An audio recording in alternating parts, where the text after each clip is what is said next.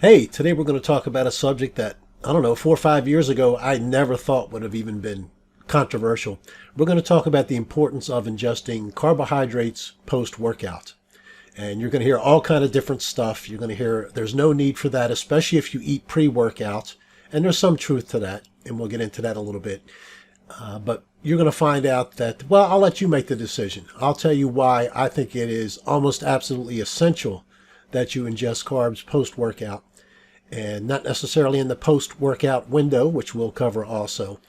But I'm going to explain the reason why I believe it's imperative, and I'll just give you the facts and let you make up your mind.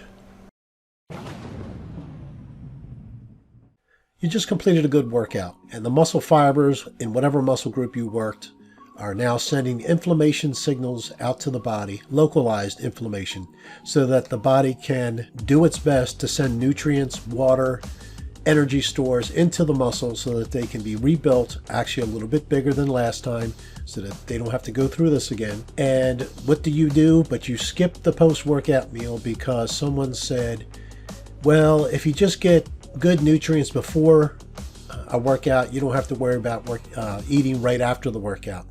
Well, in essence, this is partially true. However, any kind of ingestion of food that you do pre-workout is not going to the specific muscles that are damaged because they're not damaged yet. And there's a thing called the anabolic window, which if you are fasted, you should, no matter what, eat in that 30 to 45 minutes or so, hour at the most, after your workout, so that you get some nutrition. But what I'm talking about isn't necessarily the post-workout window, although I think that's a good time period to get your post-workout meal in. What I'm saying is you should get a good amount of protein, I would say 50 grams at the minimum, and 100 to 150 grams worth of carbohydrates post-workout. And for that protein, if you can get more, even better. So let's see what happens with the post-workout meal versus any other meal, and I'll let you make up your mind if you think you should be doing that or if you don't think that's worthwhile. So you've got the slight inflammation going on to the muscles that were worked. The inflammation tells the body to send repairing nutrients. This is how muscles grow. Nutrients flow in the bloodstream, and that is enhanced by more localized water, which is produced by high glycemic index carbs. What I mean by high glycemic index, that's generally carbs that have the glycemic index of about 70 or higher. And they're the simple sugars. It's what's found in fruit.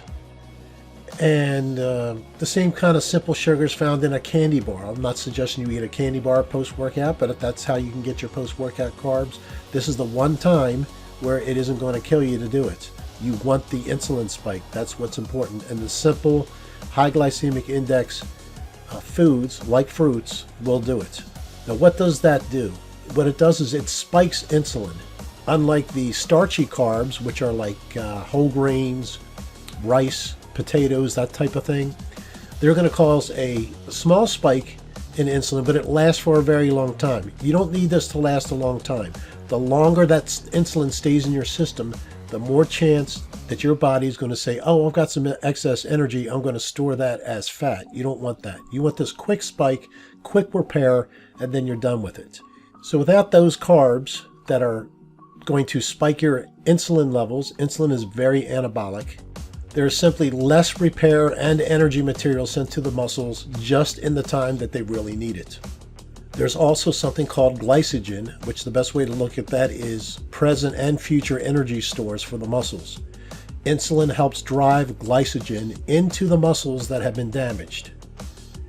And without the insulin, you don't get that much, and without, you're going to get a little bit of insulin just from ingesting the protein. But you need to maximize it this time. All the different amino acids are shuttled to the muscles better whenever you do spike the insulin.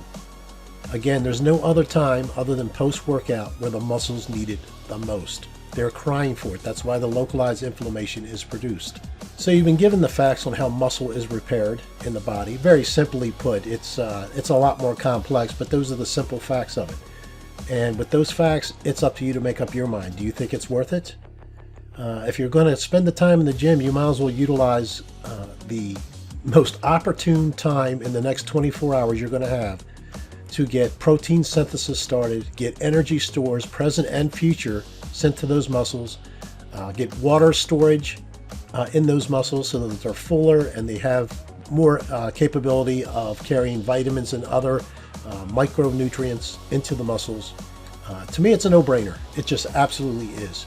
But if you want to forego that because you've had a pre-workout meal, then do it. I every workout within 45 minutes, usually I try to do it almost immediately afterwards. I get in what I recommended, usually 70 grams of protein, and 100 to 125 is usually where I'm at with carbohydrates. I have no issues with fat stores with that. And I truly believe, since I've been doing this for years, that is the fastest way to grow muscle and to repair the muscle for next time. Thanks for listening.